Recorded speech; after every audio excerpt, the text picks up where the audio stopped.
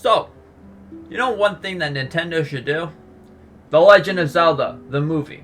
Now I know fans across the world have been wanting this Nintendo movie to actually be a thing. But hear me out. Maybe in game form might be even better in some ways. Because when you put it in game form, you see the timeline in different ways. Different ways that you have never seen it before. This is how The Legend of Zelda is supposed to be. And my golly, it makes an absolutely amazing timeline. All starting off from The Legend of Zelda Skyward Sword. Now, if you decide to play The Legend of Zelda in order, in timeline order, you are going to have an absolutely amazing game. Because The Legend of Zelda does something perfect that no other game really does. It balances story and gameplay together, making one absolutely fantastic game. Now, let's just say you want to replay the entire game, because this is what I'm going to be doing. Working for, what is it? How many hours is this? Probably roughly 300-400 hours. But anyways, I'm going to be trying to do all of this. So, let's just say you start off from The Legend of Zelda Skyward Sword. You finally get there, you realize, hey, I'm gonna do this, I'm gonna be the very best. Anyways, the story beats, they really led you to believe that you're just a nobody. Until you see a beautiful sword in the stone. So this is where the eventual full timeline really starts off. Anyways, you play through Skyward Sword, you have a good old time, and you get to the one story beat that absolutely really matters. The one that you face off against Ganon. Now this is spoilers ahead if you haven't played Skyward Sword on the Switch yet. I'd advise you click away if you want to. 1, 2, and 3. Anyways, so you kill Ganon, or Demise. And you suck up his evil spirit into the Master Sword. Now this is important because of the fact that it's a curse for every other Zelda game to come. So that means that the reincarnation of Zelda, Link, and Ganon is pretty much started in Skyward Sword. Anyways, let's just say you beat that game, you go and get your cup of joe because, hey, that was an absolutely amazing story. You go to the Minish Cap. Now, I've actually never played the Minish Cap. But anyways, it starts off with a little dude, and after beating Skyward Sword, you do a whole bunch of stuff and you get him, you get Tiny. Anyways, yeah, so that's a whole story there. Now, after that, 4 Swords is involved because of the fact that that's pretty much the story of the Minish Cap. You get that sword that turns into, like, different people. I could be explaining this completely wrong. This is why I'm going to go and play all of these games. Anyways, after that, you go to the one game that absolutely also matters. The Legend of Zelda Ocarina of Time. Now, the reason why Nintendo should absolutely, bring these a whole movie. Just put all the Zelda stories together and call it The Legend of Zelda, the movie. Put all the stories together, there you go. And someone explain them. There you go. Alright, so The Legend of Zelda Ocarina of Time. You know how when you beat Ganon, you beat him, but you go back in time in the actual game? Well, if you know anything about time, there's different time loops, so there's different realities, there's a whole bunch of stuff. Now, in one reality, Link maybe just decided, hey, I'm not going to go back, I'm good. So that starts off the timeline with The Legend of Zelda Wind Waker. And the other timeline is Link actually just goes kaput. He gets beaten by Ganon in the battle that he's faced. So then he goes to The Legend of Zelda: Link to the Past.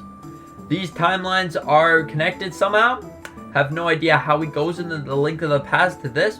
This is why we need a game, Nintendo, that really explains the story. Because I guarantee it, there's a large variety of people that are like, I'm playing The Legend of Zelda just for the story. The story is absolutely amazing. Yeah, you're right. Anyways, after Link just supposedly loses his battle, he goes to the Link to the Past, which Link to the Past is the past, which really we should be passed into Ocarina of Time. We should be getting things from Ocarina of Time if this is the case. But anyways, we're gonna leave it to what that is. After A Link to the Past, pretty much everyone here knows how A Link to the Past goes, right?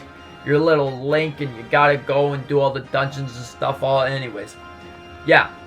So, after that, it's the Oracle games and even the Legend of Zelda Link's Awakening and also A Link Between Worlds, which is somehow underneath Link's to the, or like lower, way lower than A Link to the Past. Then we got Link's Adventure, or The Adventure of Link, The Legend of Zelda and Adventure of Link, which a pretty interesting timeline, but I think some more explanation, Nintendo, would be absolutely amazing. Maybe do like a game like Hyrule Warriors. Now I know, that game was absolutely not the best, but the story that you get from it is absolutely insane. You get like so much more. You get 2 hours worth of story for just playing the Hyrule Warriors Age of Calamity. Even if you didn't like the game, there you go. You got 2 different kind of story games. And wow. It's pretty amazing. I'm just going to say it. It's pretty amazing. Alright. So after that, you can decide if you're trying to play the game like through the timeline ways. You can go straight to Ocarina of Time and then go to Majora's Mask and then go to Twilight Princess and then the Minish Cap and then go straight to Hyrule Warriors Age of Calamity and also The Legend of Zelda Breath of the Wild and then Tears of the Kingdom. Now that is something that you could do. It's really, really possible. It's pretty amazing that they could do that. But there's one thing that doesn't really add up. Nintendo, or the Legend of Zelda series, really makes a good representation on Hyrule Warriors going into Breath of the Wild. But you don't really know what happens after Breath of the Wild into Tears of the Kingdom. How does the Malice come back? How do they know that Ganon or whatever is underneath the castle? They don't really know, but how do they know that there's something down there? What happened in between those years from Breath of the Wild to Tears of the Kingdom?